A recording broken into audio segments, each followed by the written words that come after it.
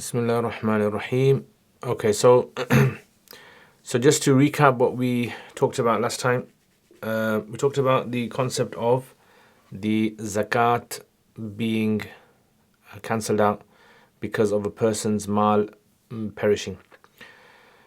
And this idea, we said Imam Shafi rahimahullah, he didn't agree with this.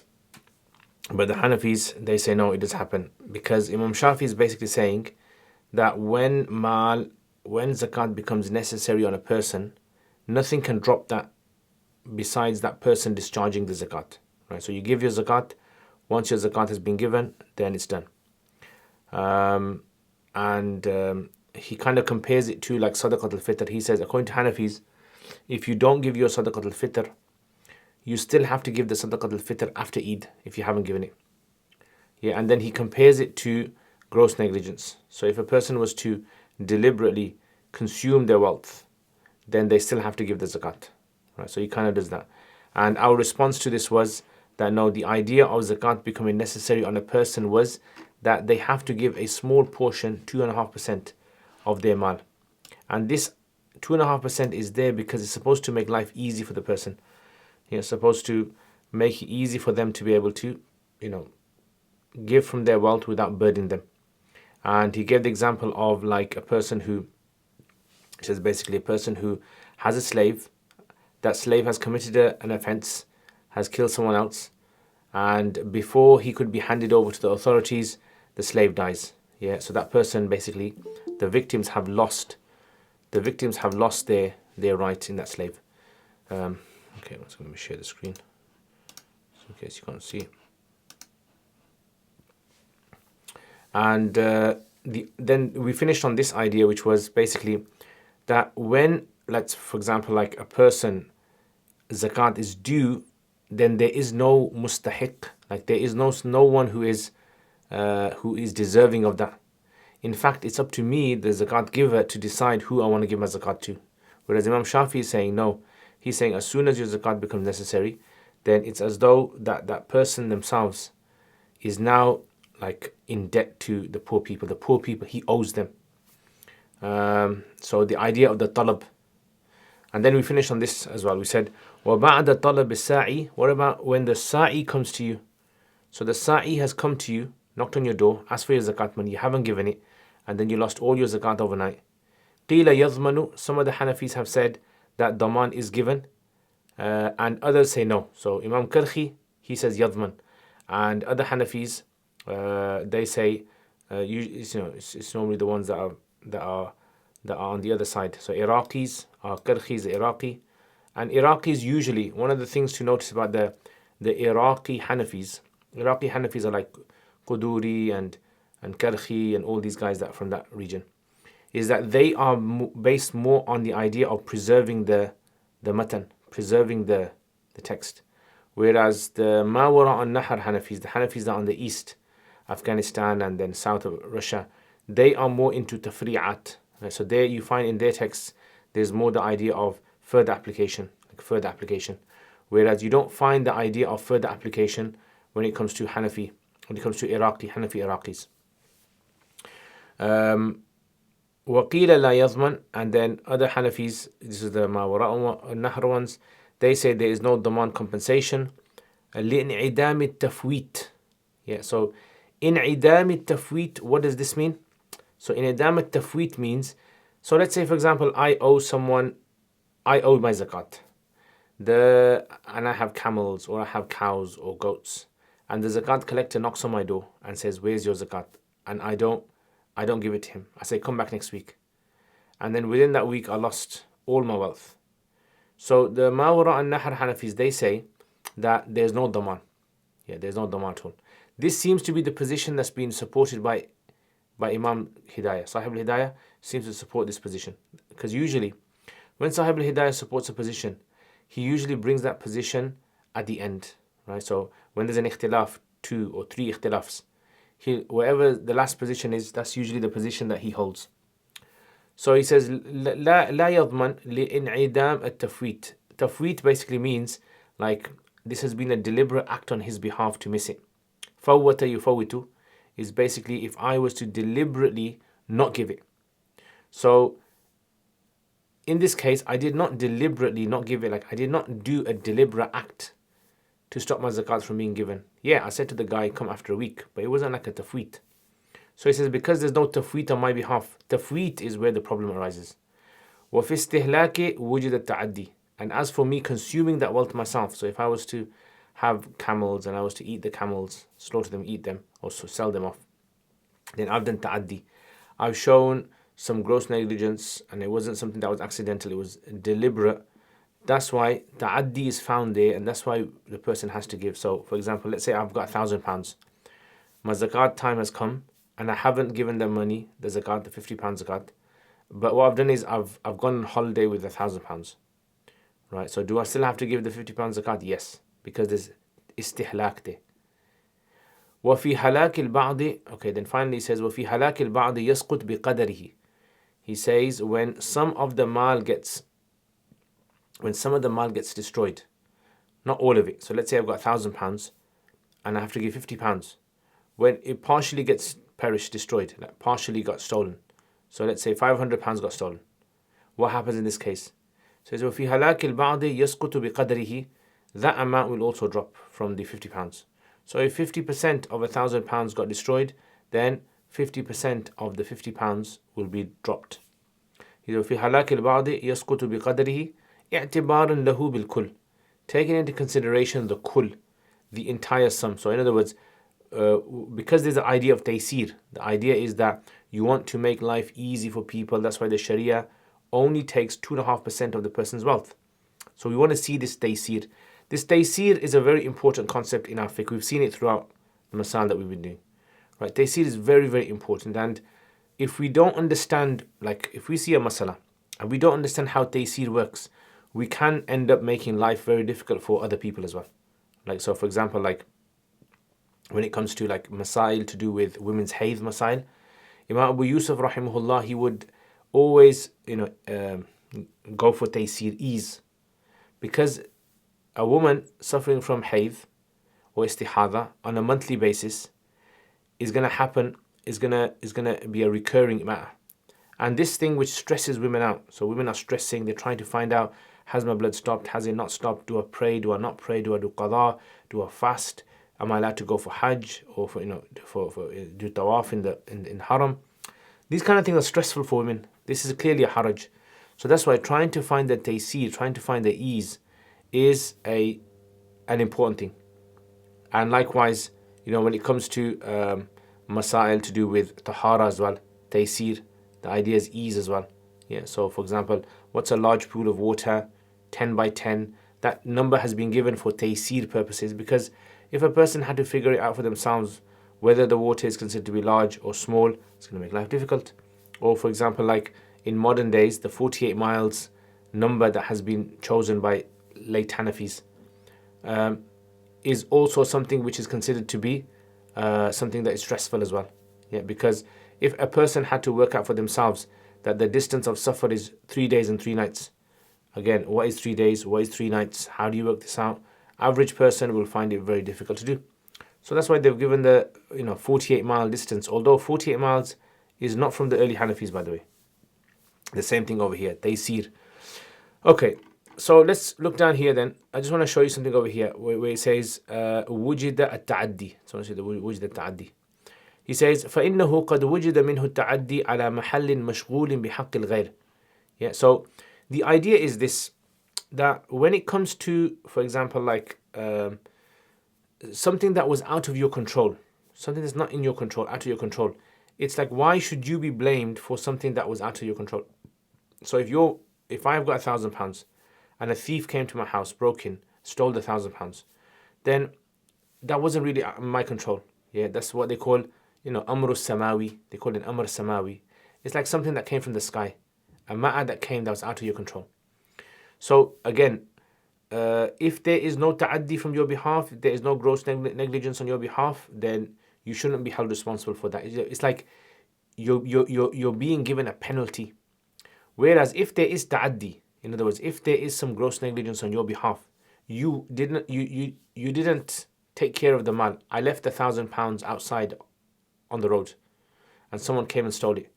Right? Then there's ta'addi there, clear ta'addi. So he says, فإنه قد وجد منه التعدي. He says, in the scenario of istihlak, تعدي has been found على محل, on an item that is مشغول بحق الغير, that is preoccupied with someone else's haqq. Yeah, and that other person's haqq is the poor person. بالإتلاف. So by me destroying that mal, by someone stealing it, and I did not protect that mal, it's like I've taken someone else's mal and I destroyed it. So how is this? So this is, for example, let's say I borrow, for example, from Dina. Dina gives me her phone, and I use it. I take this phone, and this phone I use it, and I give it back to her. If that phone gets damaged in the period of time without my fault, it wasn't my fault, right? It's out of my control. Then this is considered to be an amana, a trust, and therefore I won't be responsible for this. Yeah, because if I'm made responsible, that's like putting a penalty on me for no reason. But if I was to damage the phone, if I threw the phone on the ground, I stamped on it, then this is considered to be something which is ta'addi on my behalf. And it's as though like I have deliberately done something that shouldn't have been done. So therefore it makes sense to charge me the price of the phone, or rather the market value of the phone. So he says, when the person destroyed the phone, جُعِلَ الْمَحَلْ قَائِمًا زَجْرًا لَهُ. It's as though that penalty that you have to pay, that £50 or the £1,000 of zakat, it's like a zajr, it's like a scolding, yeah, it's like a penalty. وَنَظْرًا لِصَاحِبِ الْحَقِّ, and also looking at the صاحب الحق, yeah, which is the poor person. إِذْ لَوْ لَمْ يَجْعَلْ, if it wasn't made a penalty, if it wasn't made like necessary on the person to give it, كذلك لما وصل الفقير شيء. Yeah, fuqara would get nothing. Like, let's look at it this way. If I've got £1,000, does everyone understand what I'm saying? I know I sound as though I'm going around in circles, but I want to get this point across. I want to try and go as deep as I can into the masala to understand where this actually whole concept arises. So it's like this. The idea is, look, technically, if I have £1,000 and I have used up that £1,000, then there's no mahal, there's nothing left, right? Every £1,000 has gone. How am I going to give my zakat now? How am I going to give £50? If you charge me £50, it's like a penalty. It's like saying, you've done this, you've committed this crime, therefore you have to give a penalty. It's like that. He's saying, yes, that is the case, but we'll make the mahal as though it's still around. That £1,000 that has gone, we'll assume that it's still around as a penalty of how you treated that mal. Because you used that mal up, you ate it, you consumed it, you have committed a kind of, you can almost say, a semi-crime there. This mal belonged to a poor person. It's like you've taken it out of his hand and you've eaten it up. You owe him that money again. Does that make sense? He says, if we don't say this, if we say no, he doesn't have to give anything, he doesn't have to give the zakat, what do you think tomorrow a lot of Muslims are going to do? A lot of Muslims will simply, when the time comes, the zakat has to be given, they'll just go and use it up. And they'll say, well, the Hanafis do say that if you use up your zakat money, then there's no need to give zakat, or it drops. So we say, no, that's not the case. That's considered to be unfair.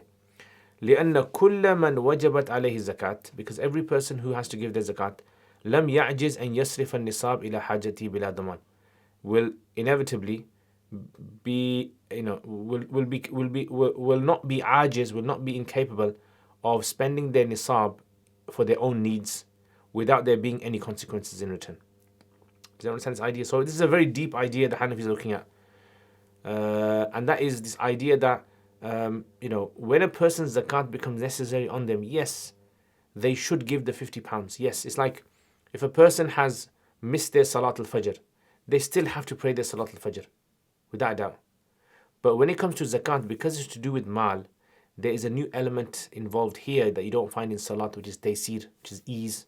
So we want to introduce that ease, but we can't introduce it everywhere. So we say, okay, we only introduce it in those situations where a person loses their mal, without their own, dealings. It wasn't something that they had done themselves. It was out of their control. Okay. Okay. There's something else I wanted to mention as well. Yeah.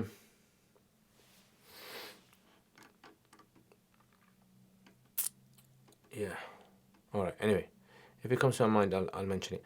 Anyway, so this idea of like charging someone a penalty for something, you can't charge a person a penalty for something, by the way. There's just on a side note. You can't charge someone a penalty without there being a valid reason for charging them for it. Like, for example, if I say to you, okay, Zafar, you came to class late, half an hour late to class, right? For every minute, you have to give £1, right? So that's £30. So that's not allowed in Islam. You can't charge someone a penalty for delayed for delayed arrival to class, because we don't have any concept where you can charge someone money for such a thing. Money can only be charged in response to something else. It has to be something which is valued. So time, we don't have 30 minutes, does not have a value. Yeah, so you can't charge someone. All right, next masala. وإن قدم الزكاة على الحول وإن قدم الزكاة على الحول. If a person was to give in advance, bring forward his zakat, meaning if a person was to pay the zakat before the due date, al-hawl, before the year passing, وهو مالك للنصاب, whilst being a possessor of the nisab jaza. So what does this basically mean? This means this. Let's say, for example, my zakat anniversary is on the 1st of Ramadan, yeah? And here we are, yes. So let's say, for example, 6 months earlier. So here's the 1st of Ramadan and here's the 1st of Ramadan. Yeah, so 6 months, 6 months. So 6 months down the line, someone came to me and said, "Oh, can you give some money to the charity?" And I thought to myself, can I give my zakat money early? Yeah. Some of the books, they mention this masala as qaddam zakat, like Quduri does. And some of the books like Durr al-Muhtar, Durr al-Muhtar, Rudd al-Muhtar, they mention it as ta'jil al-zakat, ta'jil. Yeah, ajjala yu'ajjilu. Yeah. But they mean the same thing. It just means giving it up front. Is this allowed or not? So Hanafi say yes, it's allowed. So long as the one condition. So long as you possess the nisab. Okay, so long as you have the nisab. Why is this allowed for? This should not be allowed technically. Yeah. And the reason it should not be allowed is because when you have a nisab, also when you have any instruction that comes from Allah, like salat for example, that salat you can't pray it before its time. So let's say dhuhr salat starts at 12 o'clock. I can't pray my dhuhr at 11 o'clock, right? Why is that for? So we say because you're praying before the sabab has come in. Yeah, the sabab of the salat is the time, 12 o'clock. You're praying before this. So it shouldn't be allowed in zakat as well then. But we say it's allowed in zakat. You're allowed to you're allowed to pay upfront in zakat, because when it comes to zakat, zakat is considered to be, the nisab is actually considered to be the sabab. The obligation of zakat is technically, because mal is nami. Mal is something which is considered to be productive. Yeah, it's something that, productive because it's self-grazing, or productive because it's something that's been prepared for tijara. Yeah, so it's for business. So over here, so it shouldn't be allowed really. But we say the reason it's allowed is because zakat has a sabab. That sabab is the nisab. The time itself, the 1st of Ramadan, that is considered to be like what we call the wujub al-ada. Like you must pay it. Yeah, when this comes, it's obligatory upon you 100%, but you're allowed to pay it before. Yeah, so before. And the same applies to when we talk about sadaqat al-fitr. The same applies to sadaqat al-fitr. You can actually give your sadaqat al-fitr beforehand as well. Now, when it comes to giving it before, the condition is that you have to have the nisab. So let's say there's two people. So one has £10 in their account and one has £1,000 in their account. And the person with £10 wants to give zakat, right? And then count it for the future. So that they want to say, well, I've got £10 in my account, but I want to give a poor person some money, and then I'll count it in the future. If I ever give zakat, I'm going to count it as zakat. You can't do that. But the guy who possesses £1,000, they are allowed to give their zakat. They are allowed to give their zakat beforehand. The only thing that they need to do is when the true zakat day actually arrives, they have to make sure that the amount of zakat that they've given is correct. So let's say the person has £1,000, and then on the 1st of Ramadan they have £1,000, and they've given £50 in zakat then. that's fine, because that equal it works out what they gave was correct.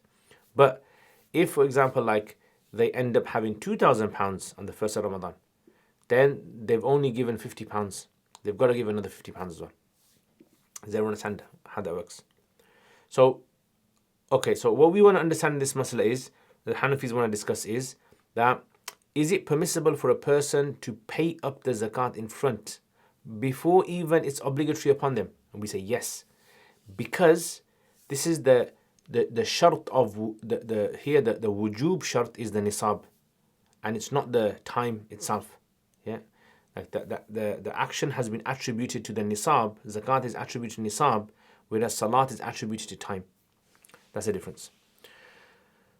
Okay, so he says لأنه أدى, because he has given بعد سبب الوجوب, he has given the zakat after the obligation, the cause سبب الوجوب, yeah, the cause of the obligation, which is the nisab.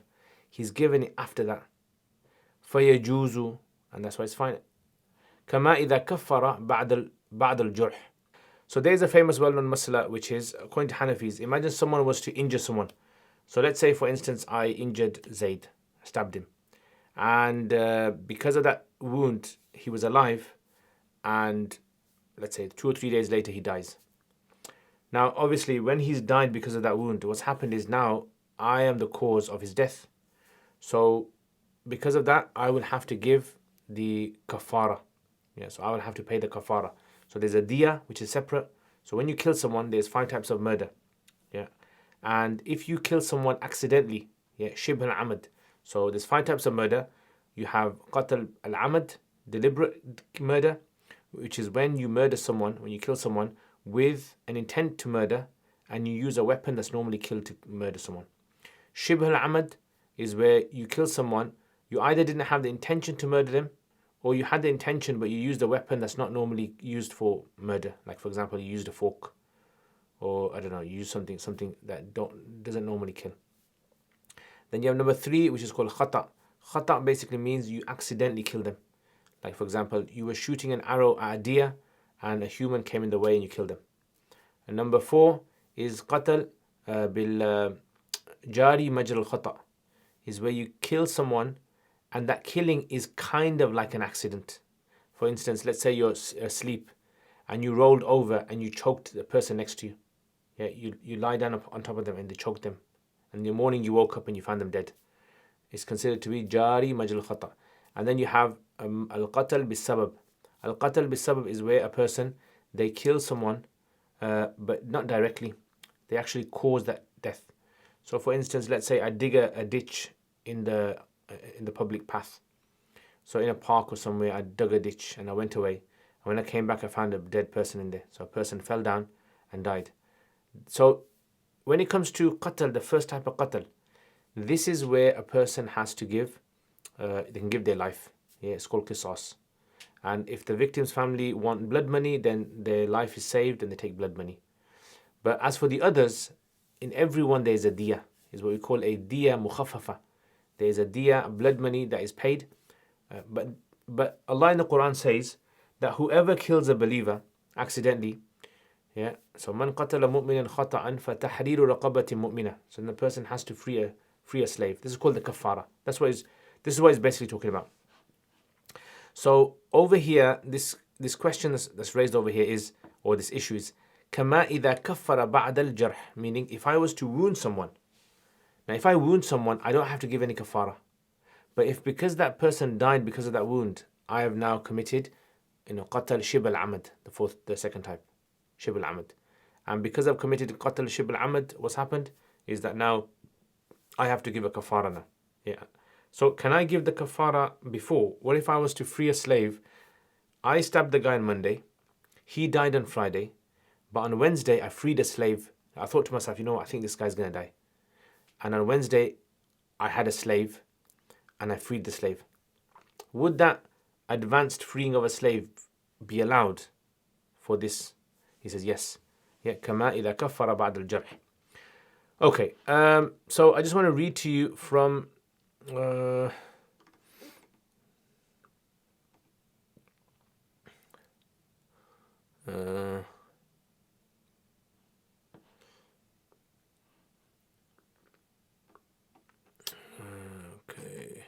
Well, actually, I'll leave it, and then maybe afterwards, if I do get time, because I don't want to spend time reading this. So anyway, so did everyone understand this masala? Yeah, understand how this works? So the Hanafis basically want to prove that we do have in our fiqh this idea, we do have in our fiqh this idea that you're allowed to do something before it's actually come. But not all the time. You can't do that all the time. Right? There are certain times that you can't do it. In fact, like you can't do for salat. You can't perform salat before its time comes. And you can't actually do kafara of yameen. So if you broke an oath, you can't give the kafara before the action has been committed. So this is different from the killing one, okay? What does this mean? So for example, let's say I swore an oath. I said, Wallahi, I'm not gonna talk to my Muslim brother again. Wallahi, I'm not gonna talk to a Muslim brother again. And obviously, it's not a good thing. The Prophet ﷺ said that whoever swears an oath that is wrong and then sees that breaking that oath is good, then that person should give kafara. So, are we allowed to give kafara before we've actually broken the oath? So let's say on Monday I said, Wallahi, I'm not going to speak to my brother again. And then Friday I was going to speak to him. Can I give the kafara of breaking an oath? Can I give it before Friday? Can I give it on Wednesday? So Shafi say yes, you can. Hanafi say no, you can't. Hanafi say the reason you can't do it is because the sabab hasn't come in play. Whereas when you kill that individual, so when I stabbed him on Monday, the sabab of the death had actually started on Monday. That's why the kafara would be allowed. Does everyone understand the difference? Yeah.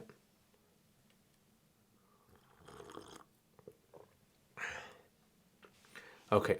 So this is where, if you really want to understand this kind of masail, then you really have to go through the books and you have to collect all the masail in which the Hanafis discuss this issue of doing the action before it's sort of time, you can say.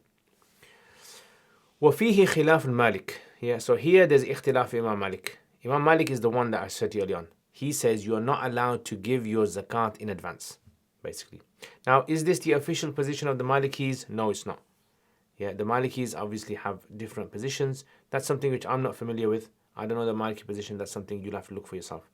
If you want to look into, for example, like some really good books, like easy to read Maliki books, then I would suggest there's a book. It's called Al-Fiqh al-Maliki wa Adillatuhu. Al-Fiqh al-Maliki wa Adillatuhu. Yeah, so Al-Fiqh al-Maliki wa Adillatuhu. I think the author's name is Habib Tahir or something. Tahir Habib or Habib Tahir. It's a very easy to read book. Nice. If you know Arabic, it's very easy to read. Not very difficult. And if you just want like a survey understanding of, then you can read the section of this idea of zakat in Mawsu' al-Fiqhiyya Kuwaitiyya. Yeah, so al-Mawsu'a al-Fiqhiyya al-Kuwaitiyya, you'll find it there. فيه خلاف مالك يجوز ويجوز التعجيل. Now, so that masla is finished. ويجوز التعجيل, so ta'jeel is permissible لأكثر من سنة. So you're allowed to do ta'jeel for more than 1 year. In other words, that we've established that we can do it for 1 year. So let's say my zakat is due, obviously, on the 1st of Ramadan, and 6 months before I want to give the zakat early. I can do that. We've established that. Yeah, because like we said, the nisab is the sabab. As long as the sabab is there, you're safe. But what if I want to do it for year 2 or year 3 or year 4, year 10? Can I do it in advance? So Hanafis have varying reports about this. Some opinions that have been attributed to Abu Yusuf rahimahullah say that you can only do for up to 2 years. However, the official position is that you can actually do it for as long as you like. So long as you have the nisab again. So long as you have the nisab, you can do it for the next year or the next year or the next year. So وَيَجُوزُ التَّعْجِيل, ta'jeel is permissible لِأَكْثَرْ مِنْ سَنَةٍ, for zakat for even more than a year. So you can do it for 2 years if you like, 3 years. لِوُجُودِ السَّبَب, because the sabab is found there. At least the sabab is there. Now, there's a condition for this sabab that he's not mentioned here, but other books mention it. For example, Bahr Raik mentions it, Radd al-Muhtar mentions it, and others, which is that it's, if you have the sabab, and what if, for example, like let's say, so this is my year, yeah, so what's happened is now, I want to give my zakat here, yeah, mid-year. So I gave in the mid-year, but the problem is the next month, I lost all my mal. all of my mal got destroyed.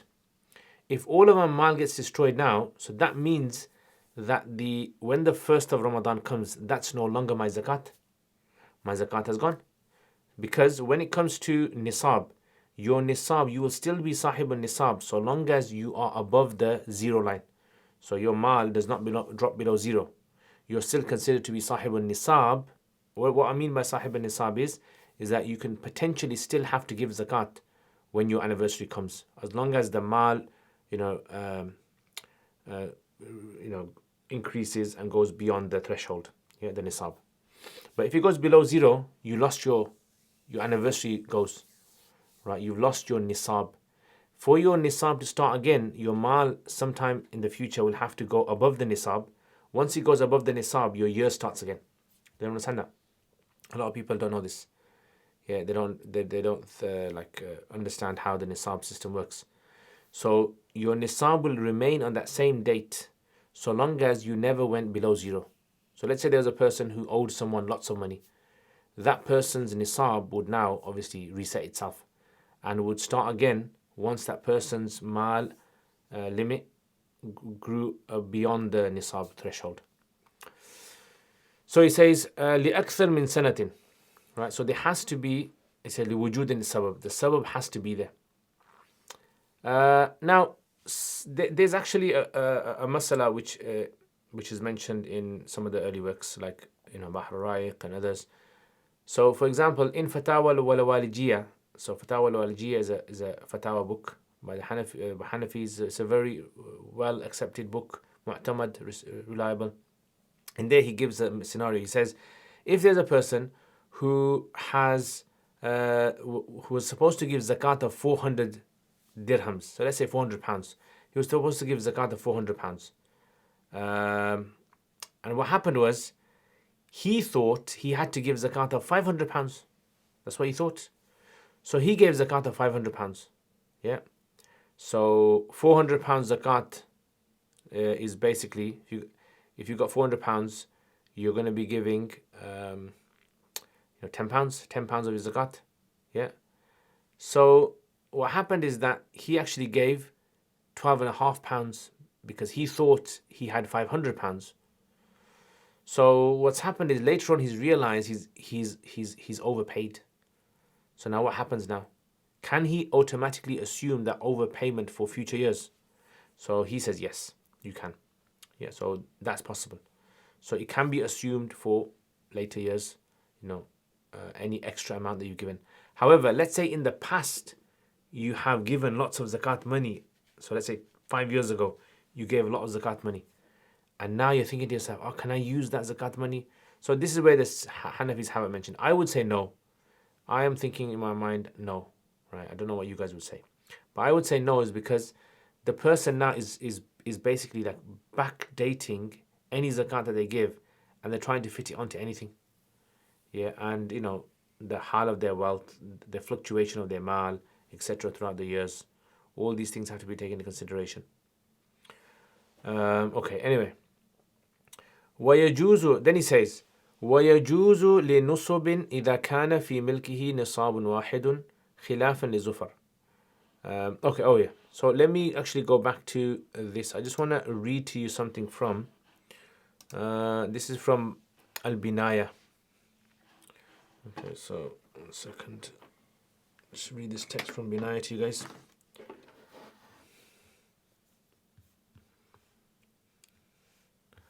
Okay, so this is, he says, ta'jeel for more than a year can be given. He says, Imam Shafi has two opinions on this. One opinion is that it's allowed, one opinion that it's not allowed. And he says, Imam Ghazali in his Wajiz has actually given preference to the permissibility of it. And then he says, Imam Ahmad ibn Hanbal actually has two riwayas about giving it more than 1 year. So he allows, in one opinion, 2 years he's allows, and in one opinion that no, he doesn't allow.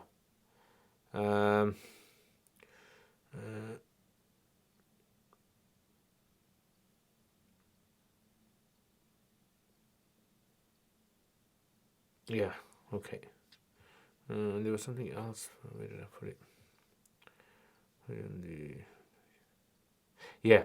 Okay, this is in Jawharatul Nayyara. Jawharatul Nayyara, he says that ta'jeel of zakat, so Al-Khujandi, he says, ta'jeel of zakat can be given with three conditions. He says, number one, first condition is that the year has to have been established. Like, as in, it has to have been started. Yeah. So you have to be within the year, your zakat year. You can't be like outside the year. Let's say there's a person who's very poor. They've only got £100 and they want to give their zakat in advance. They can't because the year hasn't started. Number two, he says that the nisab, at least the nisab of that particular mal that he wants to give, has to be complete. So if it's silver, then it has to be according to silver nisab. If it's gold, it has to be gold nisab. This is the second. Number three, he says that throughout the time, the amount of money that you have must not dip below zero. It can't go below zero. Yeah, so the condition that I mentioned, this is where they found.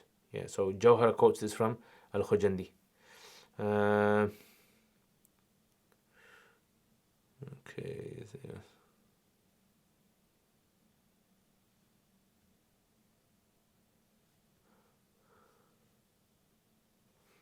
Okay, anyway, let's get back to this. So he says, وَيَجُوزُ لِنُصُبٍ. So zakat is permissible to give zakat for multiple nisabs. إِذَا كَانَ فِي مِلْكِهِ نِصَاب واحد. According to Hanafis, so let's say there's 8 nisabs. Yeah, there's 8 nisabs. You've got one of the nisabs full. The other ones are partial. They're not full. Right? You're allowed to give zakat لِنُصُبٍ for multiple nisabs. إِذَا كَانَ فِي مِلْكِهِ, so long as in your ownership at that moment you have at least one full nisab. That's hit the criteria. So let's say if you have, I don't know, 3 camels. So 3 camels is not the nisab of camels. And let's say you have 30 goats. 30 is not the nisab, it's 40. And cows, you have 20 cows. Right? So these are obviously less. But let's say you want to give the zakat of a camel, of 5 camels, which is 1 goat. You're allowed to give in advance. So let's say, I don't know, on the 1st of Ramadan, you happen to gain 2 more camels. You happen to have altogether 5 camels. You already given your zakat. Yeah. So in other words, if you have multiple nisabs, as long as one of them is full, as long as one of them has hit the threshold, you're allowed to give zakat from any of them. As opposed to Imam Zufar says no. He says you can only give zakat from that particular nisab that you have. Right. So you can't give it from another nisab. So if you got gold, you can't give it from silver. لأن النصاب, the reason that we say it's allowed, yeah, لأن النصاب is our dalil. He said لأن النصاب الأول, because if there's 8 nisabs, the first nisab that you have, that now is considered to be like the primary, the what we call the asal, fi sababiyati. This is like when it comes to sabab, this is the thing now that the Sharia is going to look at, that is going to necessitate your zakat. وَالزَّائِدْ عَلَيْهِ, and anything else besides that is tabi'un lahu. In other words, Zaid alayhi means the one second. لأن النصاب الأول, let me just check the حاشية. يكون حكم تابع حكم المتول الأداء بعد قرار الوجوب المسافر إذا صام رمضان الرجل إذا صلى في أول وقت جاز لوجود سر الوجود.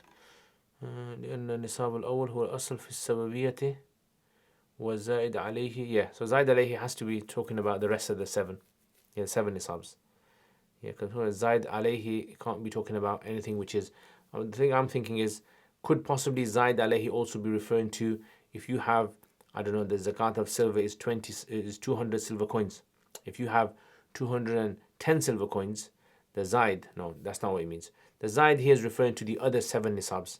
So he says the one nisab that you have complete threshold that's reached, this is considered to be the asl, the primary, and then all the other nisabs, the extra nisabs that you have, those are all tabi', yeah, they're secondary. So that's why they are subsumed into the asl. So even though you don't have a full nisab for them, you can treat it like this. Now, is there any sort of like example like this? And we say, yeah, there's loads of examples in Hanafi fiqh. There's a whole concept that you have of a tabi' is in the hukum of the matbu'. Yeah, like for example, the imam and the followers. So if the imam is the matbu' and the followers are the tabi', yeah, so in other words, if the imam has to do sajda sahu, the followers have to do sajda sahu. Yeah. And if however, the followers commit an act which necessitates the sahu, the imam does not have to do it. Yeah, so it's like one of those kind of concepts in Hanafi fiqh that's a sensible fiqh concept. That's something that you have which is the larger, the greater. The other things that are secondary, they are simply considered to be like tabi of it. Okay, anyway. In Binaya, he actually gives another example as well of how this concept is also found. He gives the example of what we call sabab al-wujub and wujub al-ada. Sabab al-wujub and wujub al-ada. So, for example, like let's say there's a musafir. Yeah, so a musafir, a person who's a musafir and he fasts, is that allowed for him to do or not? So the Quran says that in kuntum marda aw ala safarin, if you're ill or if you're on a journey, then you can make up the fast on a different day. But the Quran does not say whether you're allowed to fast in a safar or you're not allowed to fast in a safar. Like it doesn't explicitly say. So this is why some of the Hanafis have like all the fuqaha have discussed this masala. Can a musafir fast Ramadan or not? Hanafis allow it. Hanbalis have one opinion in their madhab that doesn't allow it. They say no, the musafir shouldn't fast. So he mentioned this. So he says لأن الأداء بعد تقرر الوجوب جائز, because performance after the wujub has become necessary is jaiz, just like a musafir إذا صام Ramadan. Just like a musafir doesn't have to fast, but because the wujub has become upon him, the wujub, nafs al-wujub has become upon him, the wujub al-ada, the performance of the act will now be left to him after Ramadan now. Yeah, so he can do it after Ramadan. But if he's a musafir and he does fast, then it's fine. Yeah. So it's like, for example, let's say Dhuhr starts at 12 o'clock and Asr starts at 3. So does everyone understand this idea of nafs al-wujub, wujub al-ada? Who understands it? If you can answer that. Yeah, you understand it? I've explained it in my usul videos. Yeah, the concept of nafs al-wujub, wujub al-ada. Basically, what he wants to say is that, let's say, for example, Salat starts at 12 o'clock and finishes at 3. At 12 o'clock, the nafs al-wujub applies. Nafs al-wujub, basically, the obligation which you're expected to pray. It applies to every Muslim who has the criteria to pray Salat. Yeah, aqil, baligh, Muslim. All right. However, he won't be sinful if he doesn't pray at 12 o'clock. And he won't be sinful if he doesn't pray at 12:01 or 12:02 or 12:05 or 12:30 or 1 o'clock or 2. He won't be sinful. He'll only be sinful if he doesn't pray in the last moments of that salat. So if he does not pray at 12, let's say 2:50, if he doesn't pray Zohar at 2:50 or 2:55 and 3 o'clock hits, that's when he's going to be sinful. That's called wujub al-ada. Yeah, the obligation of performance at that moment. That's where sin is attached. So he's trying to give an example like this, and he's saying, basically, the guy giving your nisabs is like that. The obligation has come upon you because out of the 8 nisabs, one of them has been completed.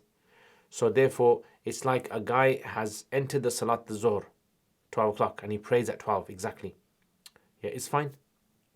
Yeah, so he says, لأن النصاب الأول هو الأصل في السببية, in the cause of the sabab, وزايد عليه تابع له. And the zaid is considered to be something which is tabi'. Anyway, everyone understand that? Okay, shall we start this? Okay, we'll start this next time. Yeah, zakat fil mal, faslun fil fidda. I spent a bit of time on this idea. The thing is, now we've kind of gone through a lot of hidayah.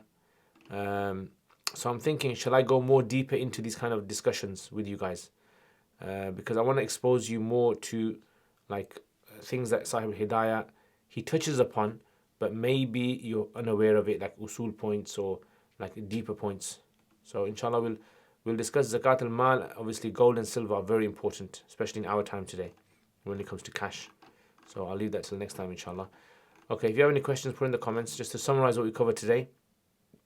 So we talked about this idea of mal becoming destroyed. If mal becomes destroyed, we just finished this off from last week.